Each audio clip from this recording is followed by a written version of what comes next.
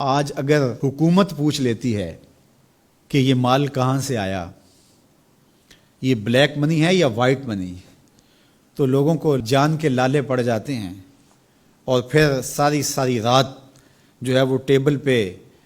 وکیل بھی بیٹھا ہوتا ہے کہ کسی طرح سے ہم اس مشکل سے نکل جائیں اور ثابت کریں کہ یہ مال ہمارا کمایا ہوا ہے۔ یار حکومت پوچھ لے تو راتوں کی نیند اڑ جاتی ہے جب رب نے پوچھ لیا، اور وہ پوچھے گا، قدم ہٹنے نہیں دے گا، وہ پوچھے گا من این اکتسبہ، کہاں سے کمایا۔ بہت سارے لوگ ہیں جو مال کماتے ہوئے اس کو بھول جاتے ہیں کہ ہم مال کیسے کما رہے ہیں۔ فرمایا کہ میری امت پہ ایک ایسا زمانہ آئے گا کہ لوگ اس بات کو فراموش کر دیں گے کہ جو ان کے پاس مال آ رہا ہے وہ حلال ذریعے سے آ رہا ہے یا حرام ذریعے سے آ رہا ہے۔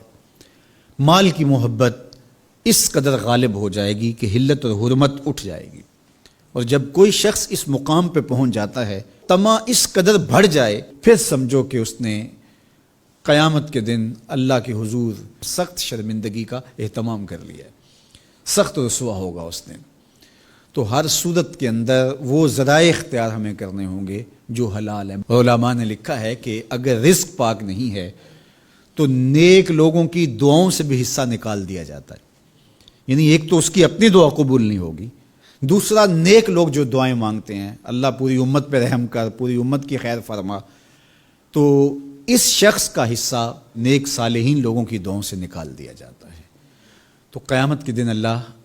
اپنے حضور سے بندوں کے قدم ہٹنے نہیں دے گا جب تک یہ سوال نہیں پوچھ لے گا کہ تم نے رزق کمایا کہاں سے۔ اور پھر دوسرا سوال ہوگا کہ وفیما انفقہ، اس کو خرچ کہاں کیا۔ عمومی طور پہ ہم اس پہ تو زور دے دیتے ہیں کہ مال حلال ذریعے سے کمانا چاہیے، کسی سے زیادتی نہیں کرنی چاہیے، جھوٹی قسم سے مال نہیں کمانا چاہیے، کسی کو دھوکہ دے کے مال نہیں کمانا چاہیے، مال کمانے کے ذرائع اچھے ہونے چاہیے، یہ اس پر تو ہم توجہ دیتے ہیں۔ لیکن سوال یہ بھی ہوگا کہ صرف یہ مسئلہ نہیں ہے کہ تم نے کمایا کیسے، یہ بھی مسئلہ ہے کہ تم نے مال کو خرچ کہاں کیا، مصرف کیا تھے اس کے، فضول خرچی میں، اسراف میں تو وہ مال حلال کی کمائی تم نے ضائع تو نہیں کر دی۔ ہمارے مالک نے تو ہمیں جو مال ہے اس کو بے وقوف لوگوں کے ہاتھوں میں دینے سے منع کیا ہے۔ بچے ہیں جو مال کے مصرف کو نہیں جانتے، اس طرح گھر کی وہ خواتین جو مال کے مصرف کو اچھی طرح نہیں سمجھتی اور فضول خرچی کرتی ہیں، تو شوہر کی ذمہ داری ہے کہ وہ اخراجات کنٹرول کرے۔ یہ اس آیت کریمہ کی شرح کے اندر علماء نے لکھا کہ بے وقوفوں کو مال نہ دو، چونکہ وہ اگر غلط جگہ پہ خرچ کریں گے جہاں خرچ نہیں کرنا چاہیے تھا تو اس کا حساب آپ کو دینا پڑے گا۔